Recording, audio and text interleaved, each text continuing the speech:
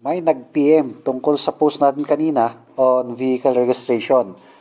Ang tanong niya, ano daw pinakamagandang vehicle insurance? So, ang sagot naman dyan is depende kasi yan sa tao. Okay, so depende rin sa purpose. But for me, practicality-wise, ang pinaka-best is TPL kung ang purpose is just to register the vehicle. Okay? So, third-party liability po yun. So, yun, pagka tayo po ay nakabundol, yung repair po nung sasakyan na nabunggo natin, cover po nung insurance na TPL. Pero, hindi niya po saklaw yung repair ng ating sasakyan at saka yung injuries on both parties. Okay? So, yun naman ang mahirap doon.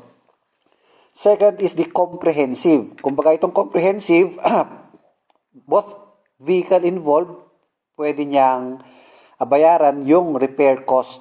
Okay? Kasama rin yung mga non-accident